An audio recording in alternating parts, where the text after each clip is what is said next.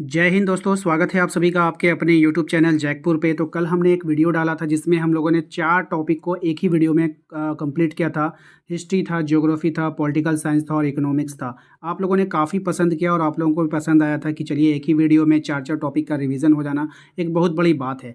आज के इस वीडियो में हम लोग क्वेश्चनों की संख्या बढ़ाने का काम करेंगे, क्योंकि पहले वाले इस वीडियोज़ में हम लोगों ने लगभग 40 क्वेश्चन देखा था। हर एक टॉपिक से हमने 10-10 क्वेश्चन देखे थे। आज के इस वीडियो में हम कोशिश करेंगे कि हर एक टॉपिक से 15-15 क्वेश्चनों को शामिल किया जाए। तो वीडियो काफ़ी इंपॉर्टेंट होगा। अभी से लाइक कर दीजिए, चैनल पे पहली बार आए तो सब्सक्राइब कर लीजिएगा इस तरह की तैयारी करने के लिए। तो चलिए शुरू करते हैं हम। सबसे पहला सवाल देखिए आपके स्क्रीन पर आ चुका है। चीनी कम्युनिस्ट पार्टी की स्थापना कब हुई थी? तो चीनी कम्युनिस्ट पार्टी की जो स्थापना हुई थी ये 1912, 1928, 1905, 1921। राइट आंसर हो जाएगा आपका ऑप्शन नंबर डी, 1921 में हुआ था। जहाँ तक हम बता दें आप लोगों को, अभी हम लोग हिस्ट्री का सबसे पहले हम लोग हिस्ट्री करते हैं। इसके बाद जो भी आपका पार्ट है आप लोग देख पा रहे हो ऊपर स्क्रीन पर आपको शो हो रहा है कि कौन सा मतलब टॉपिक जो है कितने समय पर स्टार्ट हो रहा है। आपको मान लो कि आपका ज्योग्राफी नहीं है तो आप वहाँ से वहाँ तक का वीडियो को स्किप कर सकते हो। आप अपने टाइमिंग के हिसाब से अपने वीडियो को आगे बढ़ा करके भी आप अपना क्लासेस ले सकते हो, ठीक है। हो सकता है कि बहुत सारे बच्चों को इकोनॉमिक्स नहीं है तो आप इकोनॉमिक्स वाले पार्ट को स्किप कर सकते हो, वीडियो को आगे बढ़ा सकते हो, ठीक है। चलिए आते हैं दूसरे सवाल पे। दूसरा सवाल देखिए हमारा कि जापान की पहली रेल लाइन किन बंदरगाह के बीच बिछाई गई थी? तो जापान में जो पहली रेल लाइन बिछाई गई थी वो कौन से बंदरगाह के बीच बिछाई गई? तो टोक्यो और योकोहामा के बीच बिछाई गई थी। अगला सवाल है क्वेश्चन नंबर 13 में कि जापान में पहली बार महिलाओं ने मतदान कब किया था? तो जापान में पहली बार महिलाओं ने जो मतदान किया वो 1946 में किया था। ऑप्शन डी इसका यहाँ पे राइट आंसर हो जाएगा। अगले सवाल पे आइए, नेक्स्ट है आपका मांचू राजवंश की समाप्ति के उपरांत किसके नेतृत्व में चीन में गणतंत्र की स्थापना हो गई थी? तो ये हुआ था आपका सन यात सेन के नेतृत्व में किया गया था।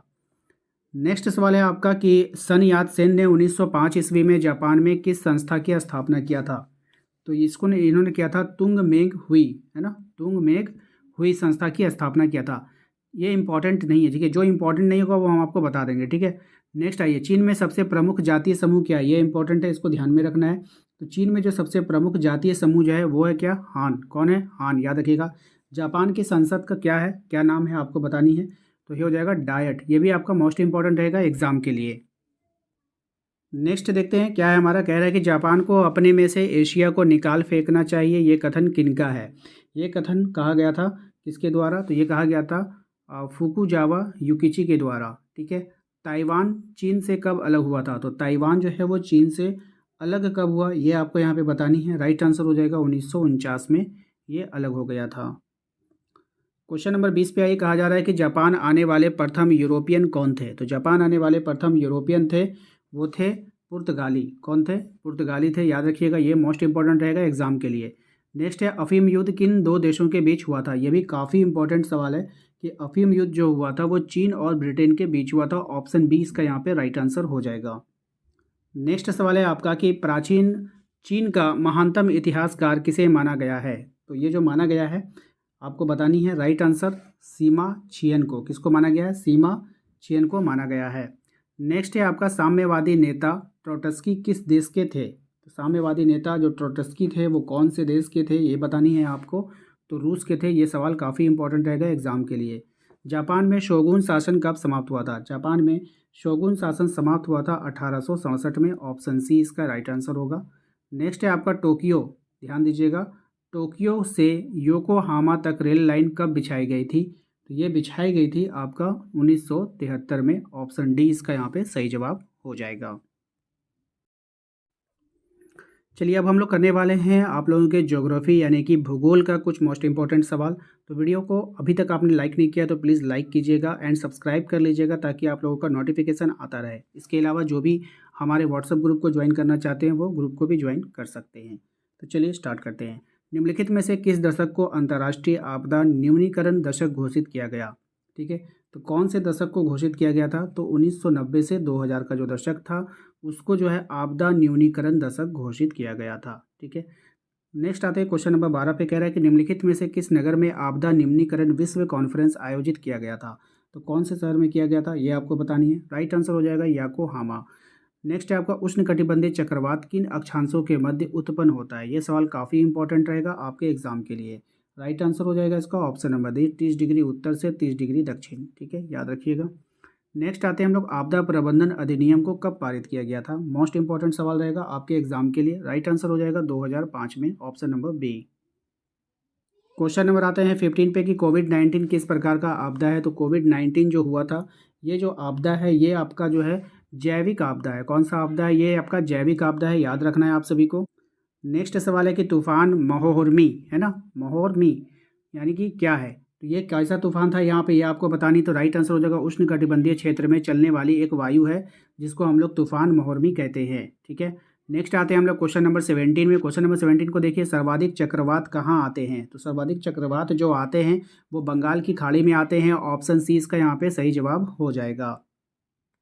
2001 में भीषण भूकंप कहाँ पे आया था? तो 2001 में जो सबसे भीषण भूकंप आया था ये भुज में आया था। कहाँ पे आया था? भुज में आया था, याद रखिएगा। क्वेश्चन नंबर 19, दक्षिण भारत में भूस्खलन प्रभावित प्रमुख क्षेत्र कौन सा है? तो दक्षिण भारत में जो भूस्खलन से प्रभावित प्रमुख क्षेत्र है वो है कोंकण तट। ये भी अच्छा सवाल है, याद रखना है एग्जाम के दृष्टिकोण से। नेक्स्ट देखिए क्या हमारा कह रहा है, शिवकाशी में सर्वाधिक दुर्घटनाएं हुई है, किस कारण हुई है ये यहाँ पे आप ये बताने हैं। तो पटाखों में आग लगने से हुई है। ठीक है। नेक्स्ट आते हैं हम लोग क्वेश्चन नंबर 21 पे। कहा जा रहा है कि भारत में वर्ष 2001 में आए भूकंप में सर्वाधिक विनाश कहाँ पे हुआ था? तो सबसे अधिक जो विनाश हुआ था अहमदाबाद भुज के क्षेत्र में हुआ था। ठीक है। ये कहाँ पड़ता है? गुजरात में पड़ता है। नेक्स्ट आइए अगले सवाल पे, निम्नलिखित में से सूखा का कारण क्या है? तो निम्नलिखित में से सूखा का जो कारण है वो धरातलीय एवं भूमिगत जल का अधिक प्रयोग। ठीक है, इस बात को ध्यान में रखना है। नेक्स्ट आते हैं हम लोग अगले सवाल पे। कहा जा रहा है कि भूकंप किस प्रकार की प्राकृतिक आपदा है? तो ये जो भूकंप हुआ था ये किस प्रकार की है? तो भौमिक, है ना, कैसी आपदा है? तो भौमिक आपदा है, याद रखिएगा। अगले सवाल पे आते हैं क्वेश्चन नंबर 24 पे। कहा जा रहा है उष्णकटिबंधीय चक्रवातों को भारत में किस नाम से जानते हैं? तो उष्णकटिबंधीय चक्रवातों को भारत में जो जाना जाता है वो टाइफून के नाम से जाना जाता है। ऑप्शन ए इसका राइट आंसर होगा। क्वेश्चन नंबर आते हैं 25 में, भारत में राष्ट्रीय बाढ़ आयोग का गठन किस वर्ष किया गया था? ये भी सवाल अच्छा है, इंपॉर्टेंट है आपके परीक्षा के दृष्टिकोण से। राइट आंसर हो जाएगा आपका 1978 में। ऑप्शन सी इसका यहाँ पे सही जवाब हो जाएगा। अब बारी है पॉलिटिकल साइंस की, तो चलिए शुरू करते हैं। सबसे पहला सवाल देखिएगा पॉलिटिकल साइंस का, कि यहाँ पे आपसे पूछा गया है कि संवैधानिक उपचारों का अधिकार दिया गया था। संवैधानिक उपचारों का जो अधिकार दिया गया था वो डॉक्टर भीमराव अंबेडकर के द्वारा दिया गया था, ये आपको याद रखनी है। अगला सवाल देखिए हमारा क्या है, हमारा क्वेश्चन नंबर 12 में, निम्नलिखित में से कौन सा एक मूल अधिकार है? आपको मूल अधिकार यहाँ पे पहचाननी है। तो जो मूल अधिकार होता है, धर्म की स्वतंत्रता का जो अधिकार होता है वो मूल अधिकार होता है, याद रखिएगा। अगले सवाल पे आते हैं क्वेश्चन नंबर 13 पे। कहा जा रहा है कि भारतीय संविधान के द्वारा भारत को कैसा राज्य घोषित किया गया है? तो भारतीय संविधान के द्वारा भारत को जो धर्मनिरपेक्ष राज्य घोषित किया गया है, याद रखना है। नेक्स्ट सवाल है आपका, किस महाद्वीप में यहूदियों को अत्याचार और भेदभाव झेलना पड़ा है? तो किस महाद्वीप में यहूदियों का अत्याचार और भेदभाव को झेलना पड़ा है? यहूदियों को, सॉरी यहूदियों का नहीं, यहूदियों को जो है अत्याचार, मतलब यहूदियों पे अत्याचार हुआ है और यहूदियों को भेदभाव का जो है सामना करना पड़ा है, ये आपको बतानी है। तो राइट आंसर हो जाएगा आपका यूरोप में। ठीक है। इजराइल राष्ट्र की स्थापना किस संप्रदाय के द्वारा किया गया था? तो इजराइल राष्ट्र की जो स्थापना किया गया था वो यहूदियों के द्वारा किया गया था। ऑप्शन सी इसका यहाँ पे राइट आंसर हो जाएगा। पाकिस्तान क्या है आपको बतानी है। यहाँ पे जो पाकिस्तान है वो एक मुस्लिम राष्ट्र है, इसको याद रखिएगा। नेक्स्ट है हम लोग आते हैं अगले सवाल पे क्वेश्चन नंबर 17 में। कहा जा रहा है कि दिल्ली में बड़े पैमाने पर सिखों की हत्या कब की गई थी? तो दिल्ली में बड़े पैमाने पर सिखों की जो हत्या हुई थी वो हुई थी आपको ऑप्शन नंबर ए 1984 में। नेक्स्ट जो सवाल है हमारा क्वेश्चन नंबर 18, इसको ध्यान से देखिएगा। गुजरात में गोधरा कांड कब हुआ था? तो गुजरात में जो गोधरा कांड हुआ है वो 2002 में हुआ है, इसको याद रखिएगा। अच्छा सवाल है, एग्जाम में पूछा जा सकता है। नेक्स्ट देखिए, किसने धर्म विहीन राजनीति को दिशाहीन माना है? तो ये जो माना है, ये माना है आपका गांधी जी ने। किसने माना है? गांधी जी ने माना है, इसको ध्यान रखिएगा। नेक्स्ट सवाल देखिए क्वेश्चन नंबर 20 में, किस अनुच्छेद में व्यक्तियों को धर्म को स्वतंत्रता रूप से मानने, आचरण करने और प्रचार करने का समान अधिकार होगा? ठीक है, किस अनुच्छेद में आपको ये बतानी है। तो राइट आंसर हो जाएगा अनुच्छेद 25 में। ठीक है। अगले सवाल पर आइए क्वेश्चन नंबर 21 में। कहा जा रहा है आपसे कि तुर्की के किस राष्ट्रपति ने धर्मनिरपेक्ष राष्ट्र घोषित किया था? तो कौन सा राष्ट्रपति था वो? तो मुस्तफ़ा कलाम पाशा, कमाल पाशा होगा, यहाँ पे स्पेलिंग मिस्टेक है। ठीक है। नेक्स्ट आ देते हैं हम लोग आतुर्क। आता तुर्क का अर्थ क्या होता है? तो अता तुर्क का अर्थ होता है आपका तुर्कों का पिता। ठीक है, याद रखिएगा।